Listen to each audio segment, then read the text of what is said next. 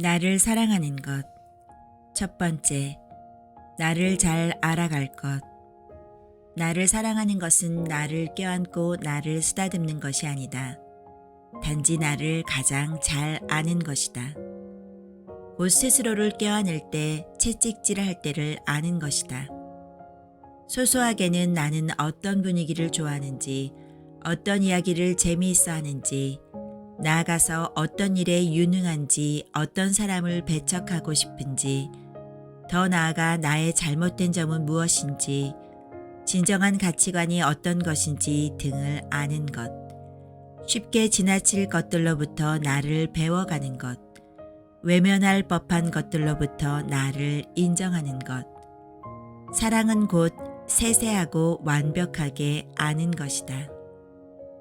두 번째, 나를 사랑하는 것은 자존감이 높은 것과는 사뭇 다르다. 자존감이 높다고 나를 사랑하는 것은 아닐 수 있다. 자신감이 넘친다고 나를 사랑하고 있는 것도 아닐 수 있다. 나를 사랑함에 저절로 따라올 순 있어도 그것들이 충족되었다고 내가 나를 사랑하는 것은 아닐 수도 있다는 것. 나를 알지 못하는 곧 나를 사랑하지 못하는 상태에서의 자신감과 자존감은 외려 나를 쉽게 무너뜨릴 수 있다는 것. 그것이야말로 근본 없는 자신감과 자존감이다. 세 번째, 자신에 대한 신뢰를 범하지 않고 최소한의 예의를 지키며 살아갈 것. 타인에 대한 예우와 인정은 억지로라도 잘하고 다니면서 나에 대한 예우와 인정은 잘하지 못하는가?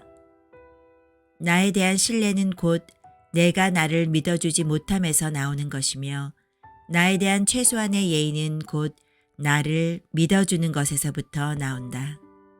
근거 없이 자신감만을 가지라는 것은 아니다. 어떤 때에는 예외 없이 나를 믿고 행해줘야 하는 일들이 있다.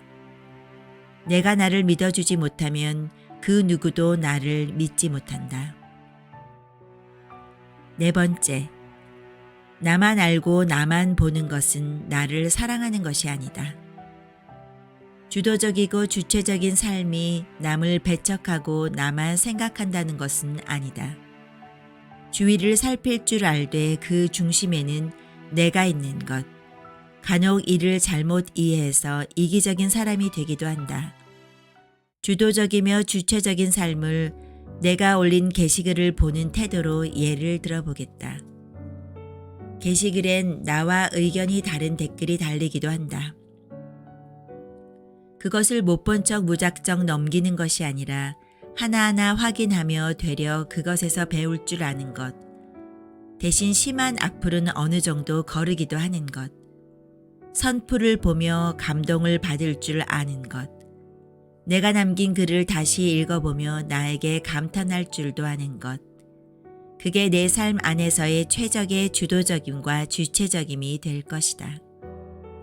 다섯 번째, 무엇을 해야지만 나를 인정하는 것은 나를 온전히 인정하는 것이 아니다.